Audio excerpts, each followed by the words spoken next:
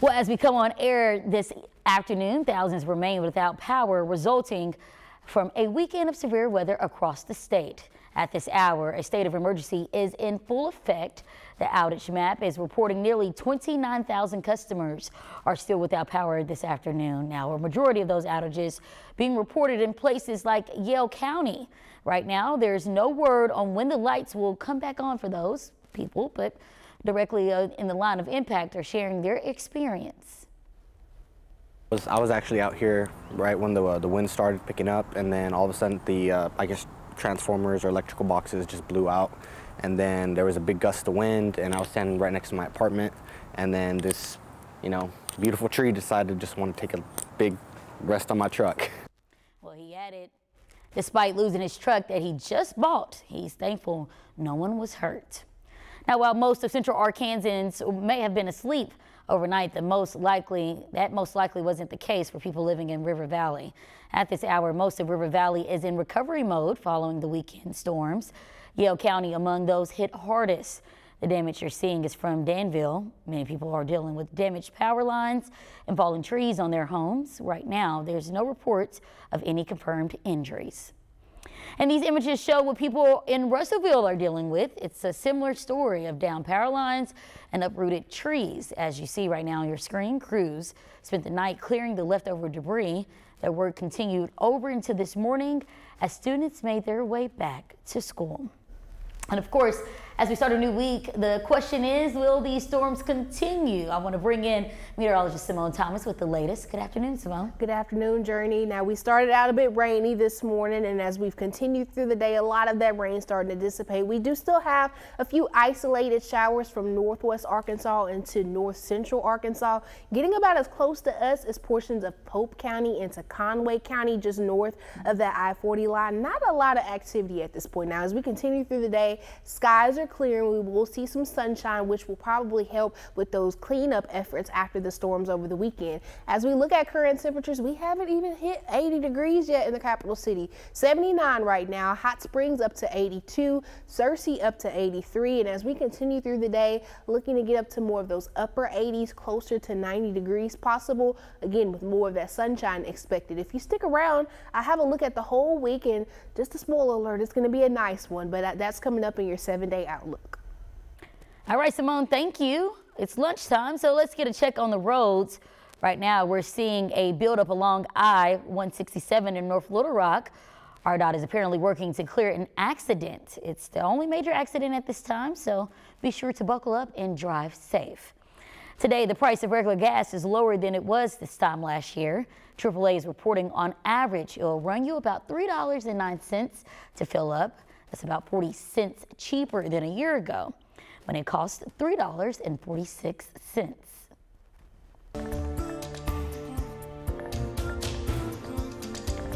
It's another big first day of school for students across the state, including the Whitehall School District in Jefferson County. Ford Arkansas gave $50,000 in grant money to the high school, and that money will allow the school to create initiatives that will set a strong foundation for the school year. According to the principal, Nathan Sullivan, those plans include training younger teachers, rebranding the district, and even rewarding students. I think we were 1 in 5 schools in the state of Arkansas that got to go through phase 2, and that comes with a pretty hefty grant that we're going to use to cultivate our culture here at Whitehall High School. Sullivan says the school's population has seen significant changes in the last 10 years. Now they want all of their students and staff to feel valued. Conway is also among those back in school today. Just this weekend, the New Life Church did their part to get students ready for the first day. They did so by giving away free pair of shoes and free haircuts. More than 300 people showed up. We also got backpacks and free food. Now on your screen is a list of other school districts around Central Arkansas kicking off the first day of school. Aside from Whitehall and Conway public schools, today the North Little Rock School District is also back in the classroom. Tomorrow, the Jacksonville North Pulaski School District will welcome its students back.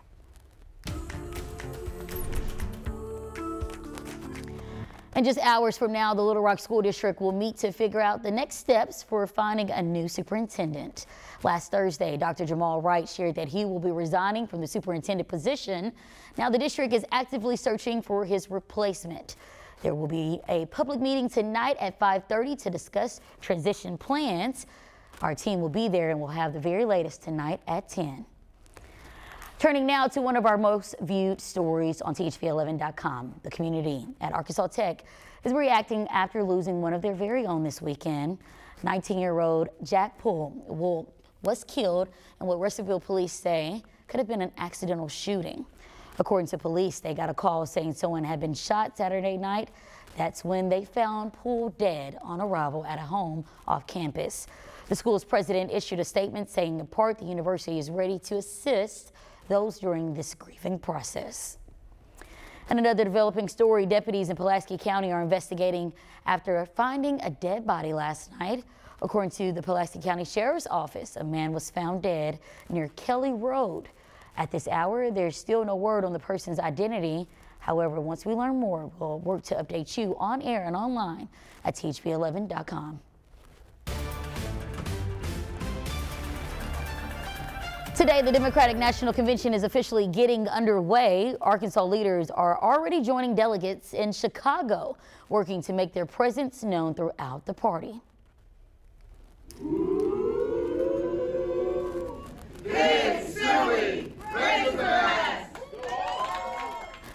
Well, the group of people you just heard from left for Chicago yesterday. People like April Rigsma are joining members of the party who serves as president of the Arkansas Education Association. I'm super excited to go to the DNC because I'm here to support public education. And I know that the ticket that we're going to go ahead and nominate is the one that's going to be the best for public education, to support it across our nation. As for the delegates, Chris Jones is among the people representing the natural state. Jones was the Democratic nominee for governor, facing off against Sarah Sanders back in 2022. Well, now that you have an idea of how Arkansas will be represented in Chicago, we of course want to focus on what day one of the convention will look like. As President Biden gears up to present the keynote speech, Caroline Cummings shares what is ahead for today and the rest of the week. With the Democratic National Convention set to start in just a few hours, Vice President Kamala Harris's number 2, Minnesota Governor Tim Walz, spoke to delegates about the hard work ahead.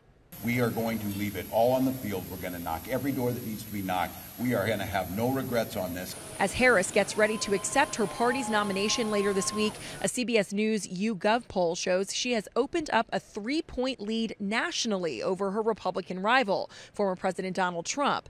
But she is effectively tied in the battleground states that are likely to decide the race. With Vice President Harris and Tim Walz leading the ticket, I think it's really finally showing that the Democratic Party is truly committed to being the forward-looking party. But the poll also showed that more than a third of registered voters say they don't know what Harris stands for.